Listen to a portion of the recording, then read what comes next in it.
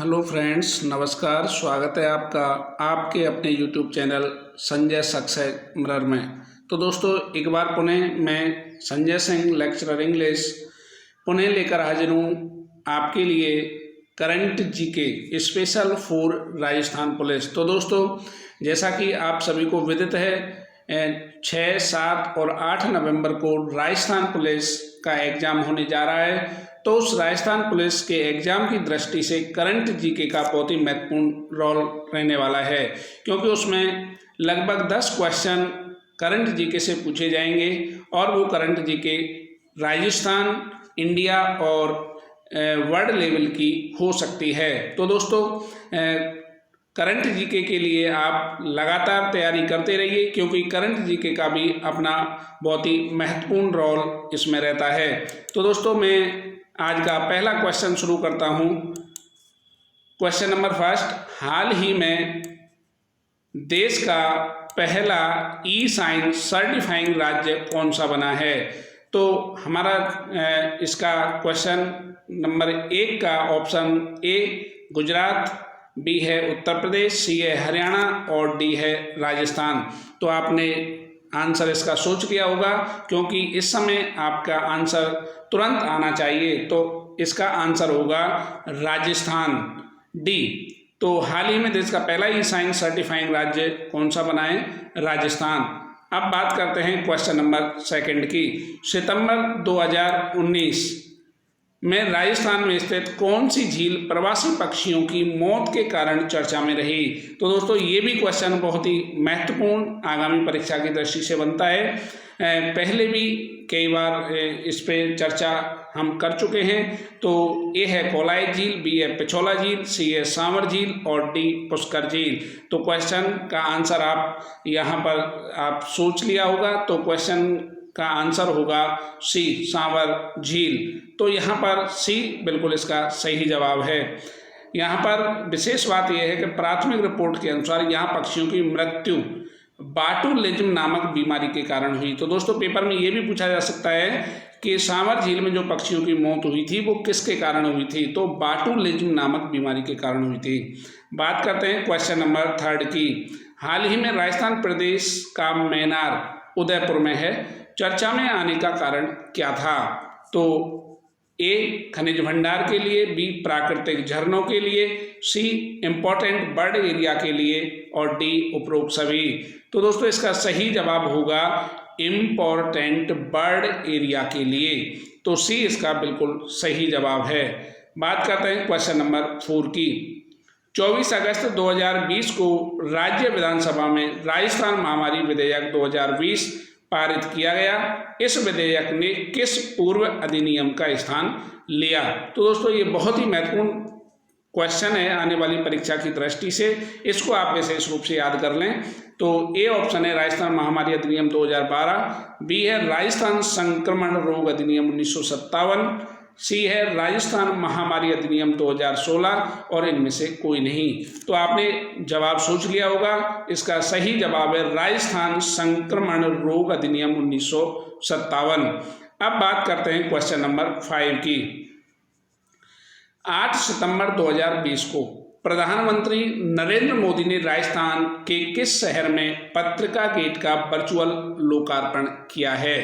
तो दोस्तों, इस समय आप वर्चुअल शब्द से बहुत वाकिफ होंगे, क्योंकि कोरोना काल में वर्चुअल शब्द बहुत अधिक प्रचलन में रहा है, ऑनलाइन से संबंधित है। तो यहाँ पर पत्रिका गेट का वर्चुअल लोकार्पण कहाँ पर किया गया? ए भरतपुर, बी जयपुर, सी जोधपुर और डी है कोटा। तो आपका सही जवाब होगा जयपुर।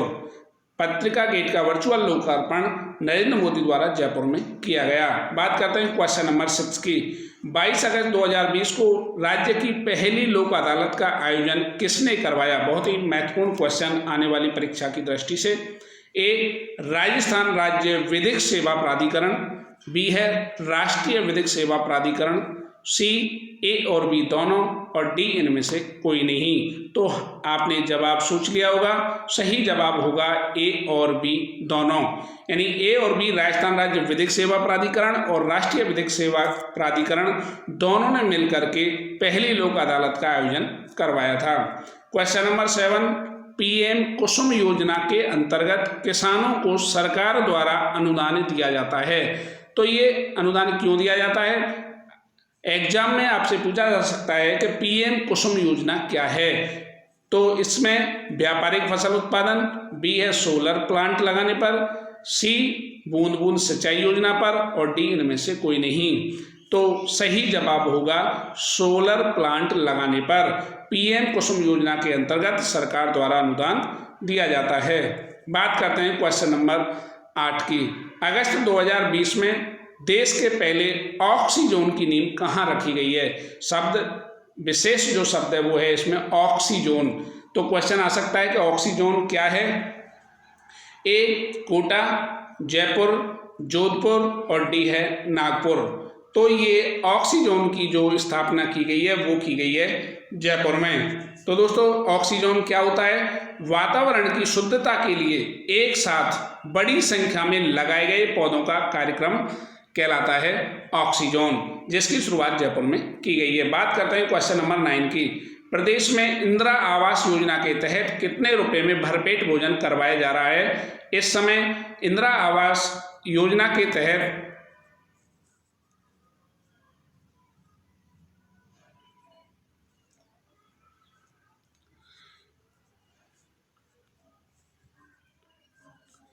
तो इसका सही जवाब होगा 8 रुपये में। इंदिरा रसोई योजना, यहाँ पर आवास नहीं है, इंदिरा रसोई योजना के तहत कितने रुपए में भरपेट भोजन करवाया जा रहा है? 8 रुपये में। यहाँ ये करेक्शन आप कर लें, आवास की जगह यहाँ पर रसोई योजना होगा, इंदिरा रसोई योजना। क्वेश्चन नंबर 10 की बात करते हैं। भारत निर्वाचन आयोग का पहला मतदाता जागरूकता केंद्र कहाँ खोला जाएगा? तो option A Kanpur, B Lucknow, C है जयपुर, और डी है दिल्ली। तो इसका सही जवाब होगा जयपुर। सी इसका बिल्कुल सही जवाब है, पहला मतदाता जागरूकता केंद्र। बात करते हैं क्वेश्चन नंबर 11 की। राज कौशल पोर्टल के बारे में सही कथन है? तो ए 5 जून 2020 को मुख्यमंत्री अशोक गहलोत द्वारा लॉन्च किया गया, बी लॉकडाउन के बाद बेरोजगार श्रमिकों को रोजगार उपलब्ध कराएगा, सी 11 लाख से अधिक नियोक्ता इसमें पंजीकृत हैं, डी प्रवासी श्रमिक RSLDC और ITI प्रशिक्षित श्रमिकों का डेटा इस पर उपलब्ध रहता है। तो दोस्तों यहाँ पर ये उपरोक्त सभी इसके बारे में सही हैं। तो राज कौशल पोर्टल के बारे में आप ABCD चारों ही ऑप्शनों को याद रखें। नेक्स्ट क्वेश्चन है मरु सेना क्या है?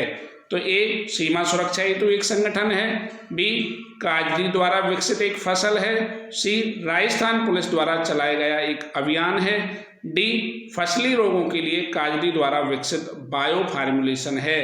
तो इसका सही जवाब होगा फसली रोगों के लिए काजरी द्वारा विकसित बायो फार्मुलेशन मरु सेना कहलाता है।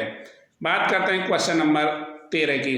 16 फरवरी 2020 को अमेरिका के हार्वर्ड यूनिवर्सिटी में इंडिया कॉन्फ्रेंस के आयोजन को संबोधित करने वाली राजस्थान की महिला है?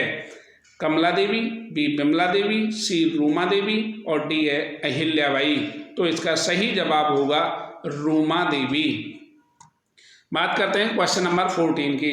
राजस्थान की महिला तैराक जिसे अंतर्राष्ट्रीय ऑड्रे स्कॉट पुरस्कार से सम्मानित किया गया है?